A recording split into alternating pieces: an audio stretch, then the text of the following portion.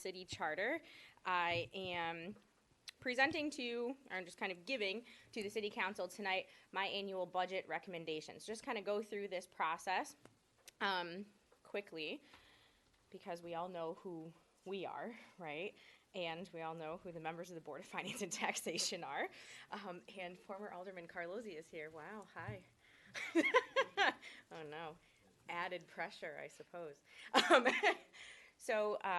As she's walking in, our chairwoman of the Board of Finance and Taxation, Miss Mary Morocco, who does a fantastic job, has started, their meeting started back in January. Or February per se, and they worked diligently on the Board of Finance and Taxation's recommendation that then would get passed along to me based off of the requests that were submitted by our department heads back in the beginning of January. So March 7th, I received the budget from March 2nd. I received the budget from the Board of Finance and Taxation. Of course, a week after that, the state decided to give us all of their final numbers for our pension obligations and whatnot. So it took everything that the Board of Finance did and flipped it on its head with, $4.5 million of increases that the Board of Finance didn't have to account for. So that was fun. Yeah, that was great. Timing is wonderful here.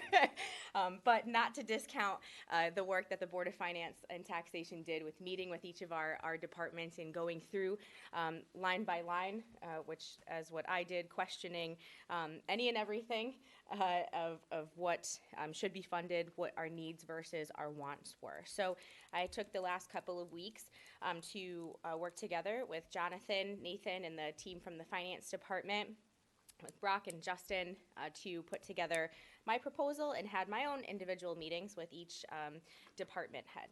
Just fun facts about the city, because this has changed since the census, right? Our population, about 73,000. We're now the 8th largest city in the state, not 7th. We've gone down a notch.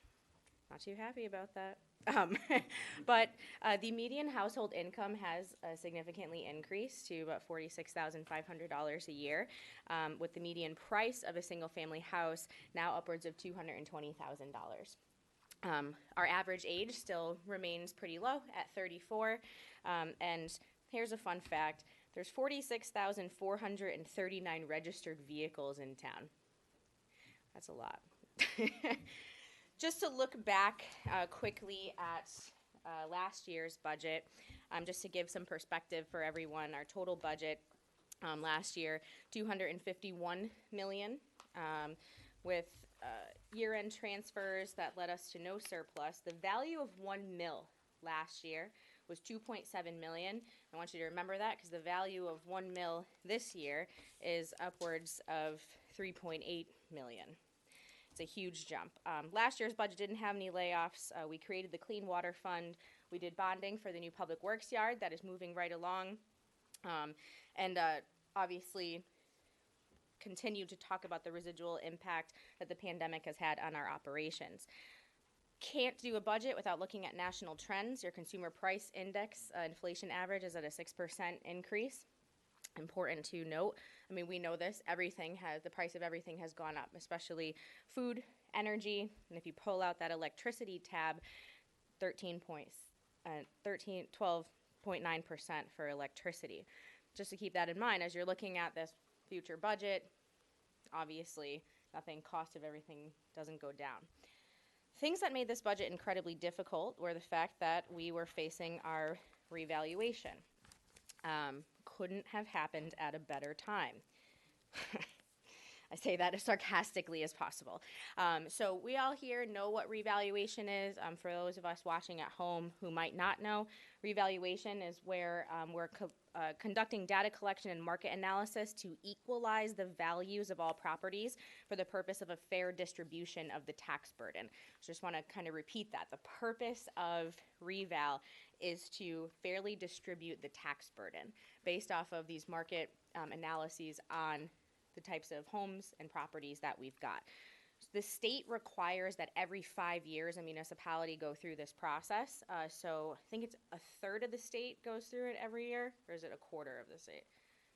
Regardless, we were up last year. So it is mandated. There was no avoiding it, regardless of what was happening in the economy. We couldn't get away from that. We contracted with Municipal Valuation Services to help us do this process. There's no way that we have enough staff in our assessor's office to be able to conduct all of these evaluations of all of our properties. There are plenty of companies out there that do this professionally. Municipal Valuation Services has done this for us in the past, and they did a great job this time around as well. They also held informal hearings in January. So back in November, everyone received notices to their home about how their value had changed. It also gave information on how to appeal that, and also information on how to attend these informal hearings if the homeowner wanted to dispute the value that they were provided. So if you weren't happy at the informal hearing with what the evaluator had to say to you, you could go to the Board of Assessment Appeals. Board of Assessment Appeals, an elected board of Republicans, Democrats that hear these complaints from property owners and are able to make adjustments if they see fit, if they think that something is off. Once a property owner, if they're appealing to the Board of Assessment Appeals, if they are not satisfied with what the Board of Assessment Appeals has ended up or resulted in their value, they can appeal to the Superior Court. So there's multiple layers here and levels of how a homeowner can appeal if they're not happy with the decision. So the last time that we saw a huge shift like this was the revaluation of 2007-2008. The grand list grew by upwards of 41% that year. This year it grew by 40%. And this is an interesting fact that I thought you might want to see. The appeals that were filed in that year, 2008, were 659. The appeals that were filed this year was about half of that, 390. I thought that was an interesting fact. Why? I don't know. I think perhaps maybe everybody knew that their home value was going to be going up. So perhaps nobody was really surprised by the numbers, but again, I don't know. Here's our revaluation results. These are our average assessments. And I have to take a few moments to focus on this because you'll see that, I can't really point, but single family, no condos. If you look at that line, the average percent increase, 48.6% of an increase in value. If you have a two-family home, your average increase was 56.4%. If you have a three-family home, I am sorry, 81% increase in your value. So I know Mr. Malinowski is looking at me in the back like putting a hex on me. I'm sorry. I couldn't do anything about this. The values based off of the market conditions and the demand for these types of houses. So it's interesting because, 10 years ago, I think former Alderman Carlozzi and former Alderman Salerno can probably attest to this, where people would yell at us to tell us that their home values weren't worth anything. Today, now they're looking at it saying, what do you mean my property is not worth this much? So this is an interesting place to be in. So I thought that these revaluation results were very important to share. So the end result of the revaluation process is the grand list. 40.5% our grand list grew. Our net real estate grand list increased by 50%. Our personal property grand list went up by about 0.6%. Our motor vehicle grand list also increased by about 9%. And again, the average single-family homeowner saw their assessment increase on average about 48%. So to get back to the budget progression, just to show, last year the budget was about $251 million. Our department requested budgets came in at about $268.2 million. That would have resulted in an estimated new mill rate of 42.25. The Board of Finance and Taxation did their process. They got the budget down to $259.4 million, which would have resulted in a estimated new mill rate of 39.6, but I put all stars next to that because we had none of our numbers from the state again at that point, so that significantly increased the budget when it got to me. And there was nothing that I could do about that, so my final number that I settled on was $265.8 million. That's about a 5.9% increase over last year, and the new mill rate is going to be 38.2. And under my proposal. So some highlights about this budget. Total increase in spending went up by about 5.9%, lower than CPI nationally. Just give me my 0.1% there to feel good about this, okay? Just let me have that one little piece. You've got about $14.9 million in increases in spending over the previous fiscal year. Obviously, most of this is due to factors beyond our control, and I'll get into that a little bit later in the presentation. Important to note, there's no increase here to your water, sewer, or your clean water fund bills. Those rates stay the same. We're also adding $2.5 million to our tax stabilization fund in this budget, looking forward to the future to be able to hold this mill rate hopefully stable for more than one budget cycle. Little pieces of information here that I think are important to note too. Our projected tax collections are $150.1 million. So when you're talking about total spending of $265.8 and you've got $150.1 million that we collect in taxes, this is why budgets give me agita, because those don't match by a lot. So when I tell people, you know, we're on state aid, I mean, we are.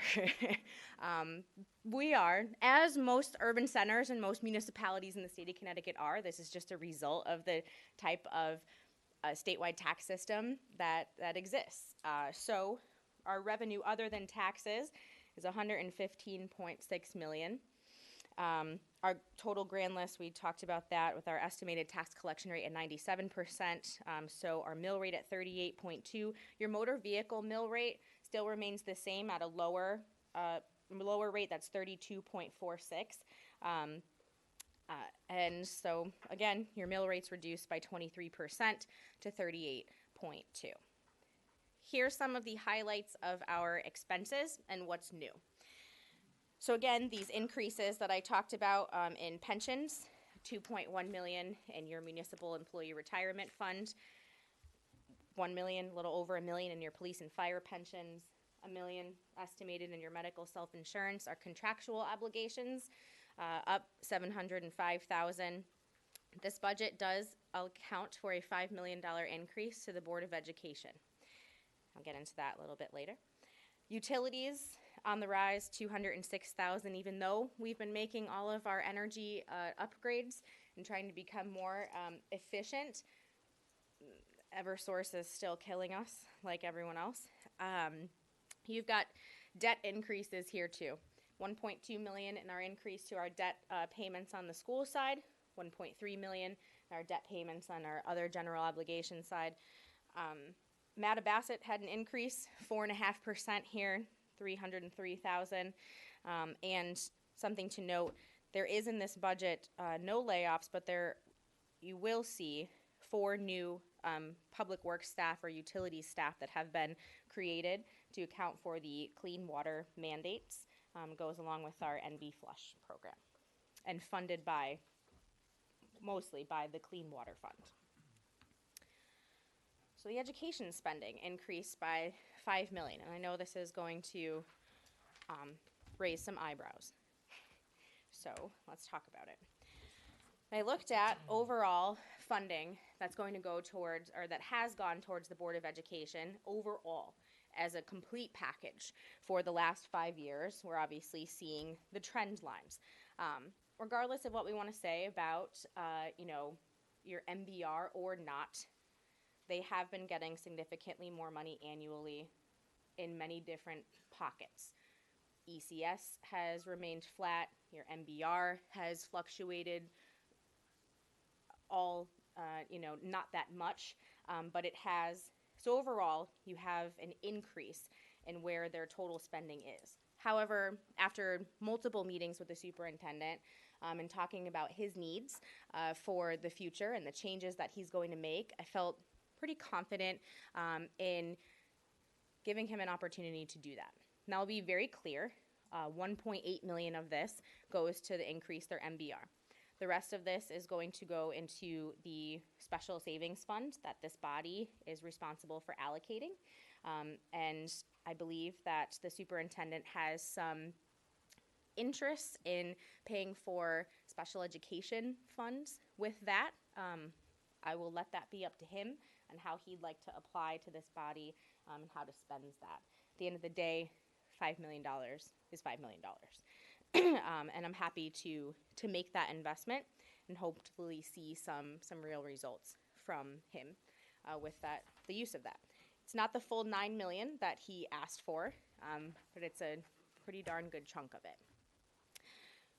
Always do these pie charts, where our money comes from, and then the next one you'll see where it goes, just to show you how much of our revenue comes from the property tax, how much comes from the education grant, other grants, department incomes, and investments, and then where we spend it, mostly on the Board of Education, fire at about 6% of the budget, public works at about 5.8%, 7% gets spent on police, 8.5% on debt service. All others, catch-all, town clerk, tax collector, assessors, building and health, all the other departments. This is the part I know is most important for people watching, because I can talk as much as I want about how we're spending money, but everybody really wants to know just what does it mean for me. If you wanted to calculate your tax bill with the value of 1 mil now being at 3.8 million, this is the most simple example that I could give everyone. Let's just say your home value is assessed at $200,000. You're going to divide that by 1,000. You're going to take that result, which here is 200, or you're going to multiply that by the new mill rate, and that's going to give you your tax bill. So if you're watching and you do want to calculate what you're going to be paying at that 38.2 mill rate, here's your shot.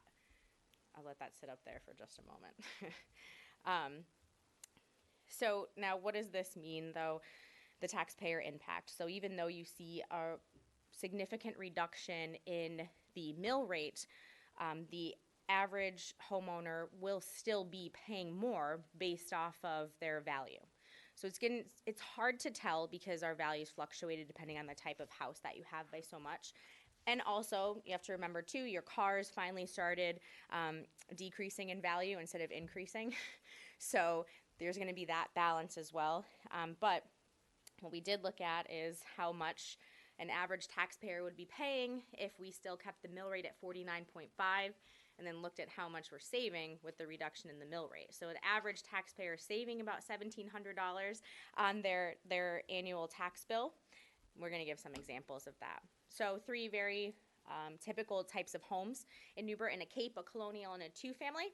And so here we just show some examples of what you'd be paying at the new mill rate or the new value at 49.5 versus what 38.28 is, and how much of the savings that will account for. It just goes to show, if you had a 2-family home and we didn't do anything to alter the mill rate, you'd be paying $2,400 more on your tax bill, which is a significant impact and could potentially put people out of their homes. Debt is a big piece of a budget as well, as you're seeing our increases in our debt service payments. A budget's all about prioritization, and so is spending, right? And so is your debt and what you choose to spend capital projects, or choose to spend our money on for capital projects.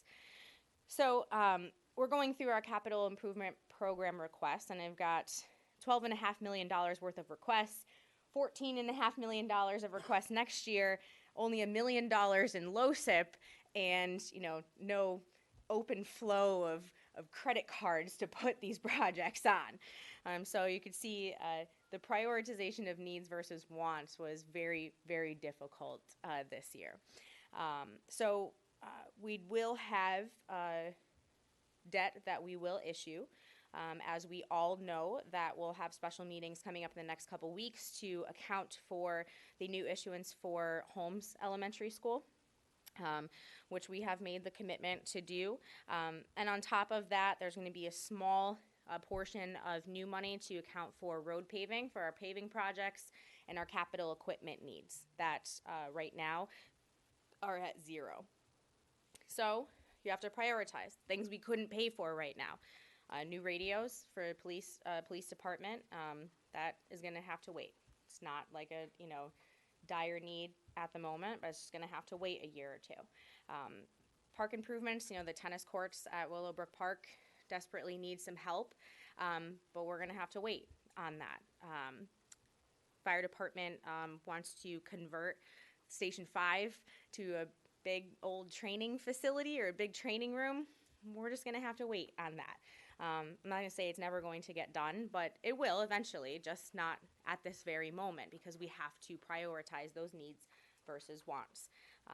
And what happens is every time you put a new project or a new school project on our bond or on our credit card, we have to sacrifice, right? We have to sacrifice that short-term flexibility for these things, like those radios, like those tennis courts. You have to sacrifice that short-term flexibility in order to see the bigger picture.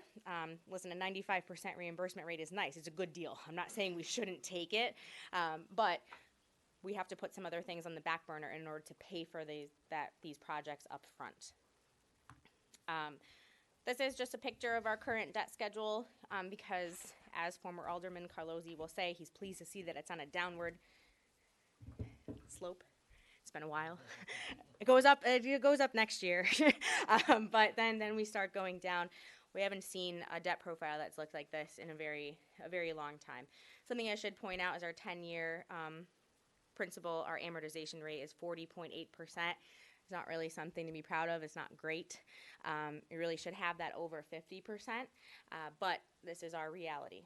Our total outstanding long-term debt is in excess of $358 million. So just something that we always have to be mindful of when we're putting new money on the city's credit card. So that new money I talked about, that $65 million for homes, you'll see the capital equipment, your paving. There's $6 million in here that we have to issue for Chamberlain. I don't want to get too far in the weeds, but even though we're getting 95% reimbursed for Chamberlain, we now have to issue the $6 million portion of what we're responsible for. So that has to go against this.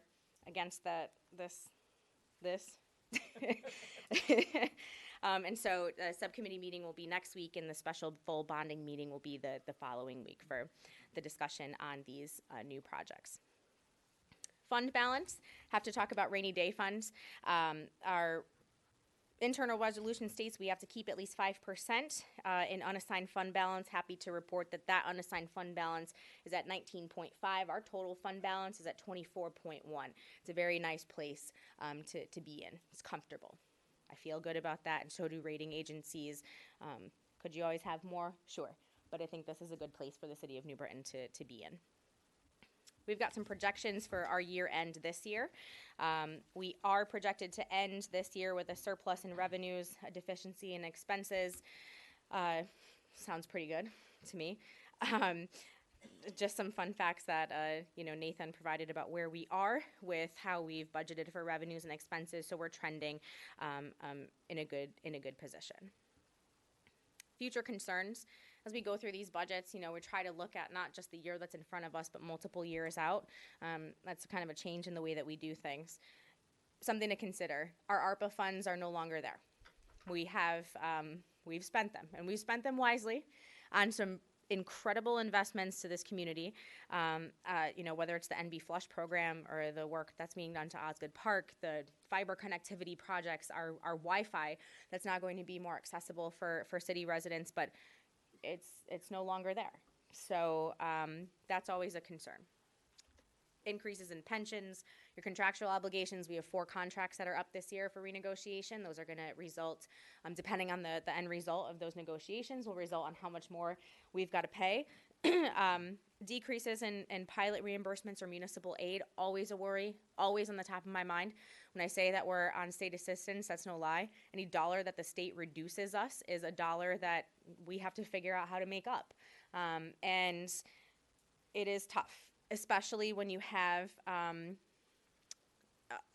executive branch that is on a debt diet, that is not necessarily prioritizing direct municipal aid, and as they have a right to, but that impacts us.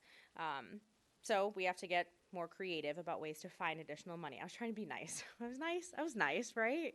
I said it nicely.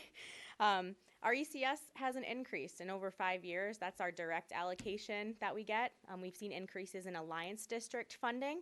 We haven't seen any increases in our education cost sharing grant. So that's something to consider too. We hope that the ECS will continue to go up, and we hope that we're in a position where we're not a part of the Alliance District anymore, because that means that our schools are performing better. But that also means that we will need funding outside of the Alliance District line items in order to keep that up.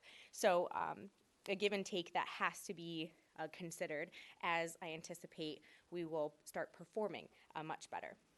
And also the increases next year to our debt payment schedule, which will go up by about $3 million. Can't forget, this is just my fluff part of the presentation. Can't forget the fun things that we're doing right now. This is how we're spending our money. Our current investments that we're making in Osgood Park, spending this $10.5 million investment with ARPA funds. We're almost done. Should be completed later this summer. That's going to be the field is done. PAL's on it. We're utilizing it. The rec building is almost complete. It's going to be beautiful. NB Flush. Say it loud, say it proud. Fresh line upgrades for sanitary health. We're here making stormwater and sewers sexy, or trying to. But 5 phases at a total cost of $90 million. We've spent $17 million to date. We've made a massive investments in getting this project to completion. We're told that we're a finalist, thanks to Congresswoman Hayes, for a federal grant, a direct congressionally direct spending allocation for phase 4. I say 4 sub A. If you'll see all these colors at the bottom here, those are all different phases and sub phases. But we were just told that we were a finalist, so that's hopefully for about $5 million more. So we'll keep plugging away at trying to access additional funding for that. The Clean Water Fund also helps pay for this work. But it's no $90 million, I'll tell you that much. I mean, you're talking maybe $500,000 a year. Citywide fiber project that will be completed in June of this year. We're about 40% done. If you haven't signed up for Go Net Speed, please do. Our Public Works Operations Center. This was a $20 million general obligation bond investment that this council helped make last year, estimated to be completed this fall. Health Department, $1.5 million of our ARPA money to build us a new health department. We'll be moving away from Prospect Street. This was built as an attachment to the senior center to better serve the needs of the community naturally, where our elderly are getting services from the health department anyways. We are waiting on the state to inspect this so we can finally open. It is done. So we are just waiting on the Department of Public Health to give us their final inspection. I am being told that we have a date of April 20th as a hold for an inspection, but fingers crossed, and we're just going to say a prayer they don't move that so we can get this open and up and running. Stanley Quarter Park work is still continuing on. The dredging of the pond, the Stanley Loop Trail, all of these investments, and also we'll be completing the repaving and parking realignment of Stanley Quarter Park. That should be done at the end of 2023, says Mark Moriarty. No pressure. And then I promise the fireworks can go back to Stanley Quarter Park after all of that is done. I know, if you live in the area. So one more year, not there. I'm sorry, one more year. Once all this is completed, we're going back. Fire department investments. We have to talk about our $1.1 million ladder truck that's going to be coming in actually in a couple weeks. Okay, maybe maybe a month. Okay, 1 month. And then don't forget, we also have 2 new engines that we purchased as well that will be here at the end of 2024. And then we have our private investments. These are investments that the city's made. Don't forget about all the private investments with the Brit, the High Railer, the 102 West Main Street project, our 480 Myrtle project, the Strand.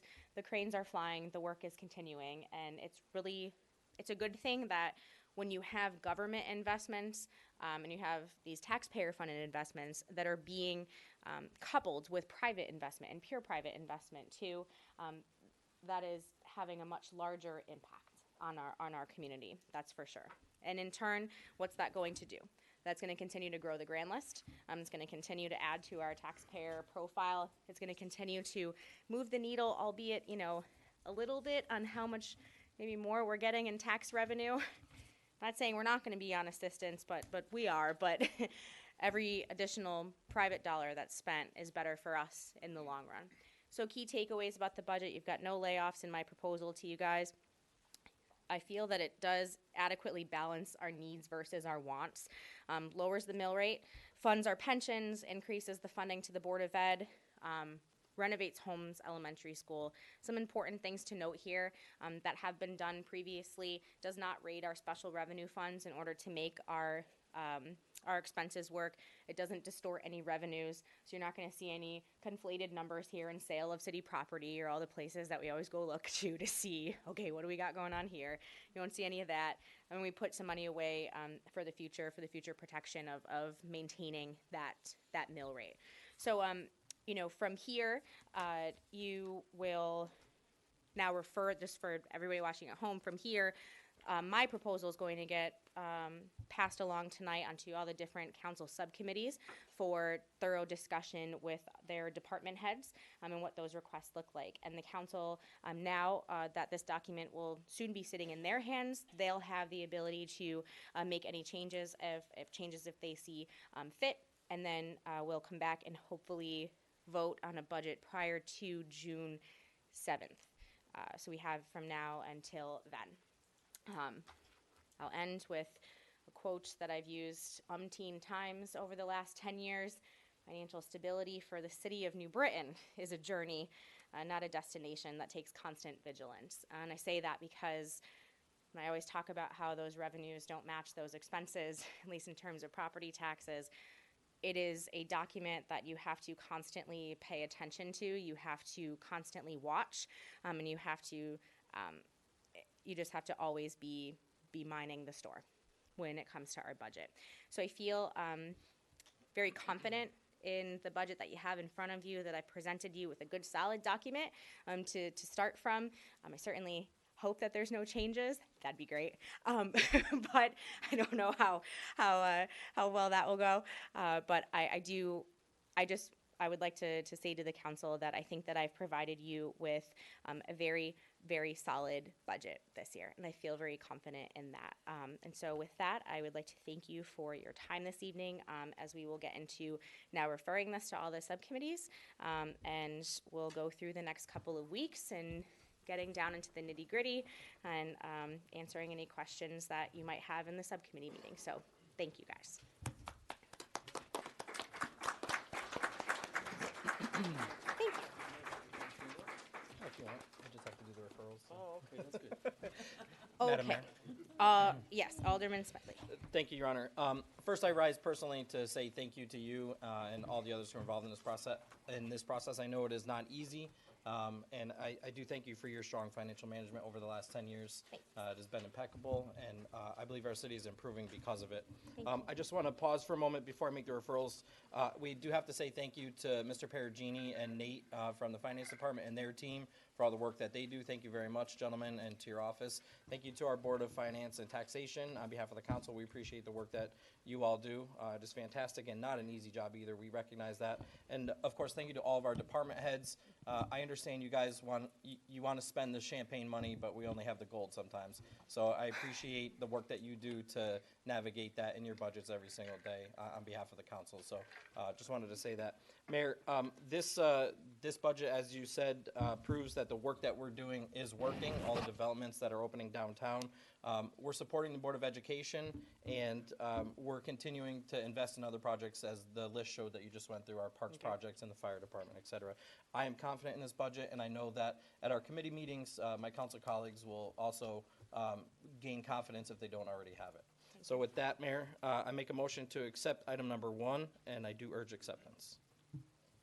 I have a second from Alderman Russell. This is just to accept the report from my office regarding the general fund. Any questions or comments? All those in favor signify by saying aye. Aye. Any opposed? Motion carries. Thank you. I make a motion to accept item number 2 and refer to the Committee on Administration, Finance, and Law, Committee on Planning, Zoning, and Housing, and the Consolidated Subcommittee. And this is the general fund budget as well. Seconded by Alderwoman Costa. Are there any questions or comments on this? All those in favor, please signify by saying aye. Aye. Any opposed? Motion carries.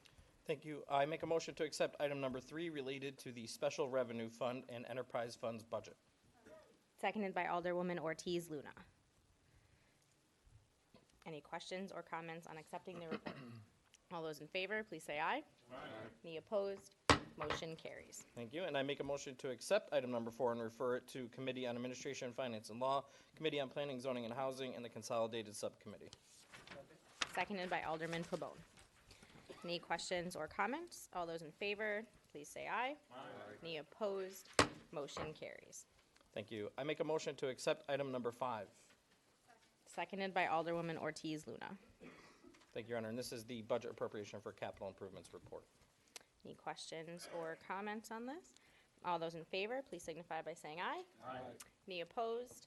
Motion carries. Alderman Smedley, item number 6. I make a motion to accept item number 6 and refer to the Committee on Administration, Finance, and Law, Committee on Planning, Zoning, and Housing, and the Consolidated Subcommittee. Seconded by Alderwoman Costa. Any questions or comments? All those in favor, please signify by saying aye. Aye. Any opposed? Motion carries. Motion to adjourn. Made by Alderman Smedley, seconded by Alderman Malinowski. All those in favor, please say aye. Aye. We are adjourned. The time is 7:14 p.m. We will start public participation for the regular meeting of the New Britain